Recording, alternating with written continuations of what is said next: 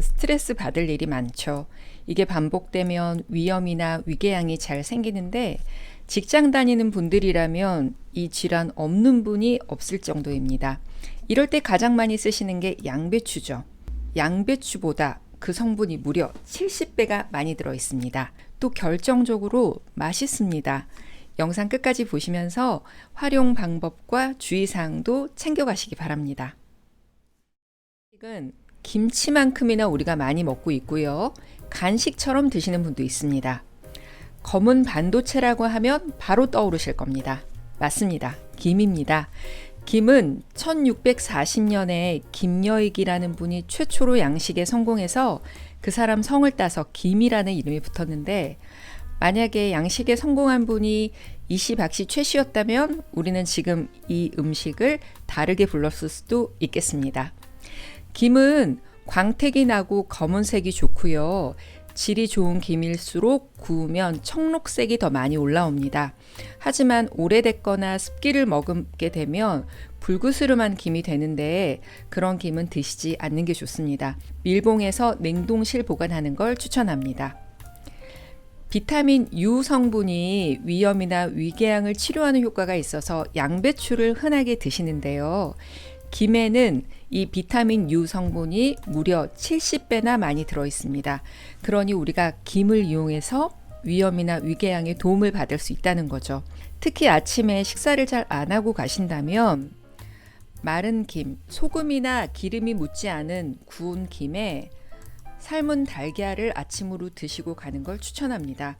이렇게 되면 비타민 U의 흡수율도 높아지고 추가적인 단백질도 보충할 수 있기 때문에 위염 있는 분들에게 치료 효과도 있고 영양학적으로도 괜찮은 아침 식사 가능합니다. 조상들이 정월 대보름에 밥을 김에 싸 먹었는데 그걸 복삼이라고 합니다. 말 그대로 복을 싸먹는다는 의미인데요. 이걸 먹으면 눈이 밝아지고 수명이 길어진다고 해서 명삼이라고도 불렀습니다. 푸른 채소가 부족한 겨울에 김을 이용해서 비타민을 공급한 겁니다. 김에는 몸에 들어가면 비타민 A로 전환되는 베타카로틴 성분이 당근보다 더 많이 들어 있습니다. 또 마른 김 한 장에는 계란 2개 분량의 비타민 A 성분이 들어있다고도 합니다. 비타민 A가 야맹증을 예방하고 시력 보호하는 눈 영양제로 쓰이는 건 아시죠? 또 비타민 B군은 우유보다 많고요. 비타민 C는 귤보다 무려 3배가 많습니다. 특징적으로 김에 들어있는 비타민 C는 열에 강하기 때문에 불에 구워도 파괴되지 않습니다. 김에는 엽산이 풍부한데요. 임신을 준비하거나 임신 중인 부인에게는 필수적인 영양소죠. 이게 있어야 태아의 신경계 분할에서 장애 없이 잘 생기기 때문입니다. 마른 김 5장에는 계란 1개 분량의 단백질이 들어있어서 바다에서 나는 콩이라는 별명을 가지고 있습니다. 올해 2월 공주대 식품영양학과에서는 한국 사람들이 많이 먹는 11종류의 해조류를 가지고 영양 분석을 했습니다. 우리가 많이 먹는 식물성, 동물성 단백질과 비교를 했을 때 특히 단백질에 대해서는 똑같은 100g당 김에는 46g의 단백질, 소고기에는 21g의 단백질이 들어있었던 겁니다. 김은 해조류 중에서도 가장 많은 단백질을 가지고 있고 소고기보다는 2배 이상의 단백질을 가지고 있습니다.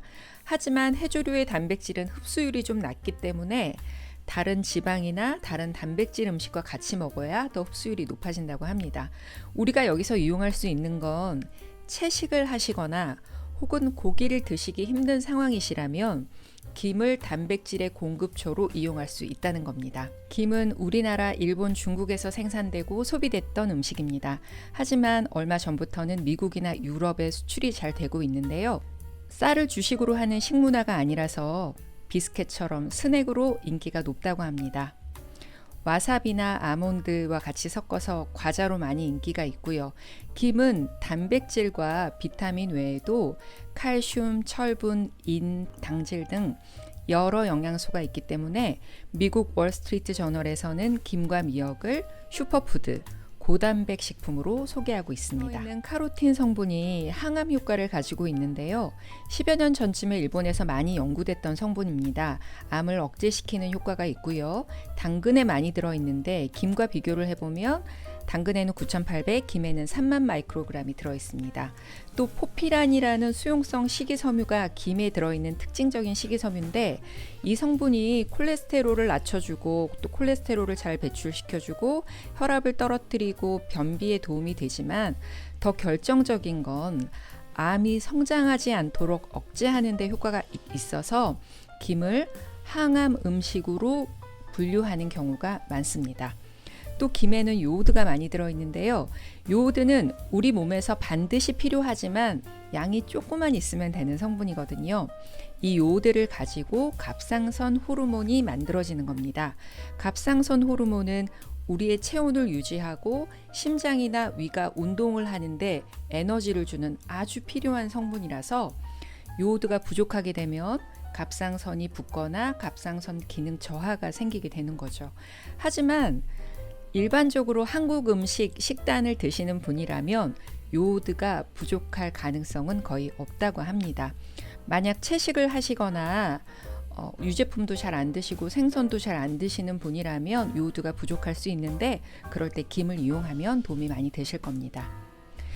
김을 드실 때 조심하실 만한 게 있는데 김을 너무 많이 먹으면 배에 가스 찰 수도 있고요. 그거보다 더 신경 쓰이는 건 김의 맛과 풍미를 올리기 위해서 참기름, 들기름 발라서 구워 드시잖아요. 특히 들기름을 구우실 때 들기름은 발연점이 낮기 때문에 연기가 나게 구우시면 안 돼요. 연기가 나게 굽는 순간 1급 발암물질인 벤조피렌이 생기니까 들기름을 바르신다면 연기 나지 않게 정말 살짝 구우시든지 제일 추천하는 건 아예 마른 김을 구우시고 간장에다가 들기름이나 참기름을 넣어서 찍어 드시는 게 가장 건강하게 김을 드실 수 있는 방법 중에 하나입니다. 정리해 보겠습니다.